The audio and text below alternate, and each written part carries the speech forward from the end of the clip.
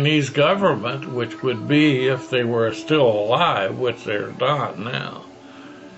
If we're still alive, just set the table and ate with them.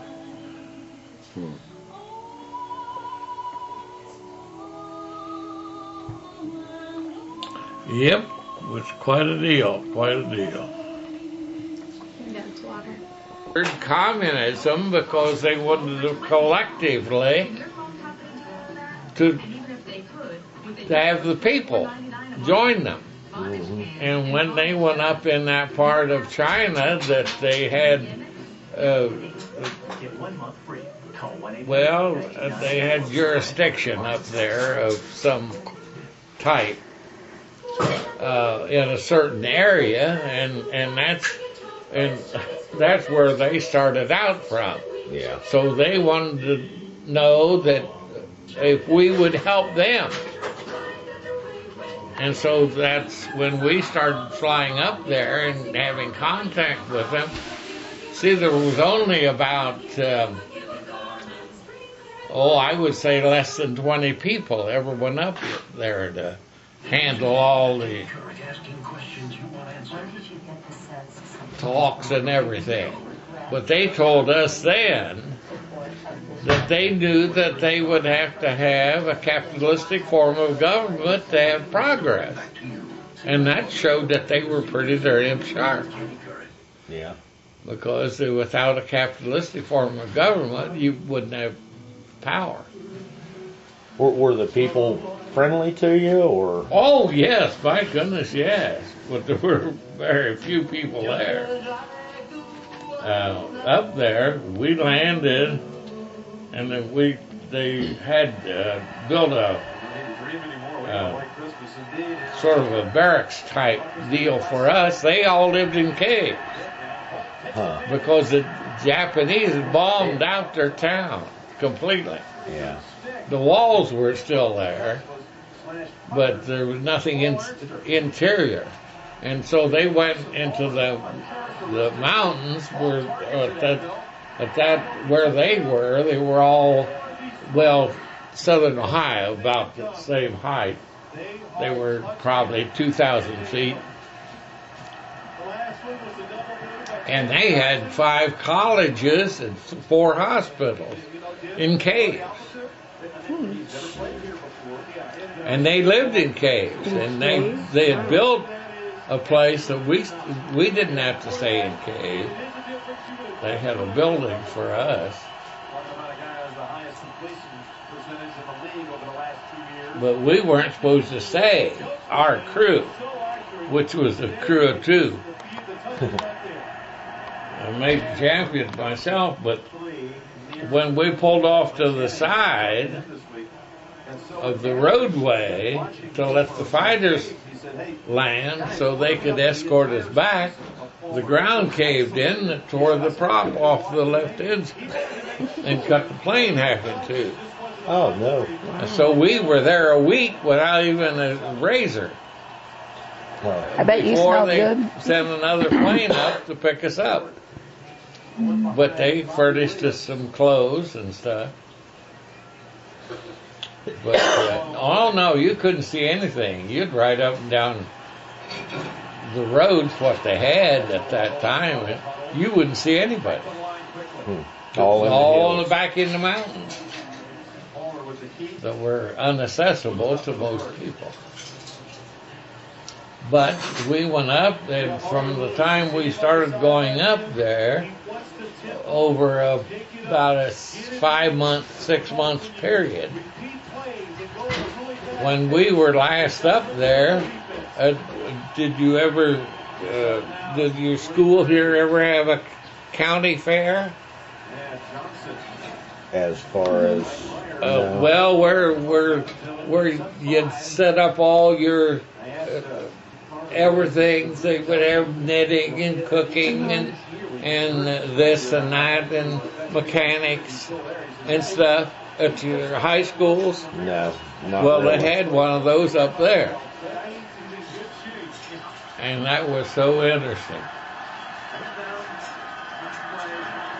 guess kind of like we'd call it career day. Maybe. Well, see, they had a person assigned to us that could speak English, and they followed followed us around. His name was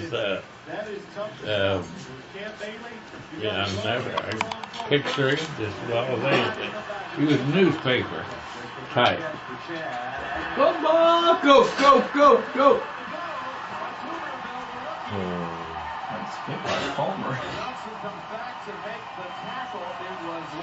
So you were ready to come home when they sent you to China, huh? Well, no, not necessarily. If I hadn't written Ruth and told her, see, I had my orders to come home for a month before I ever told Ruth. And finally, I told Ruth. Then when if I would have stayed, why I would have been an officer, because they had to be up before the board in Chongqing and for everything. And so when I was on the airplane to fly from China back to India over the hump, why the AG of the 122nd Troop Carrier Squadron was standing there and said, "Howard, step down off of here and I'll pin your bars on you." Mm-hmm. And I said, I told my wife I'd be home. So then you were in till the end of the war? Oh, no. No, you were back before the war? Oh, I was out. I was out of the service in July of 45. Okay. And the war wasn't over until, what? 47. August or September? When did they drop the atomic bomb? VE Day was June of 40. I thought 46. 46? No, it was 45. Oh, was it? Oh, 45. No, I was out of service. See, I had enough points to get out. Yeah. So I was out of the service before Pearl Harbor. I guess I was always of the... Not before Pearl Harbor, before the atomic bomb. I guess I was always of the assumption that you were, when the war was going on, that you couldn't get out. I don't know why. Oh, no, a lot of us got out. If you had enough points. And the points were... Point system. Yeah. I got out July the 25th, 1945. And the point system was based on what you had done during the war? Right. How much combat flying you'd done and stuff like that. Who says you can't learn anything from Band of Brothers? They had an episode called Points, so I know all about that. Oh no, there were 4 or 5 boys from Xenia got out when I did. And they had lotteries, like some of them that didn't have enough points that had served throughout the entire war. Some didn't have enough points. Sometimes they'd have lotteries to see who could go home. Can I help you back here? No, the only thing you can do is, if you would like some of this here, you'll just take one of these and have a paper bag. Yeah, you know what? I don't think so. And I'll tell you why, because we got dinner tomorrow and, Is it safe? Brenda Sue, A little bit, please. would you care to peel it off and throw some in the bag? Come on, Denver. Woo!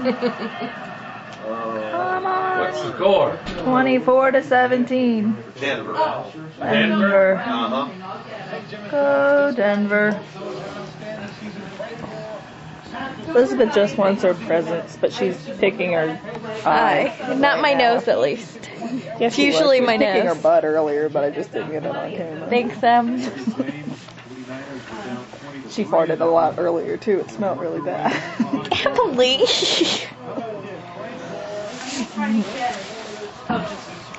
So did Nate. Nate smells bad. Huh? He let one rip earlier.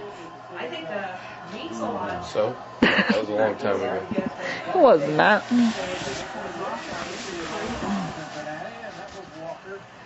Ooh. So many presents. See, you'd think to hear it that there was a lot of contact with the Chinese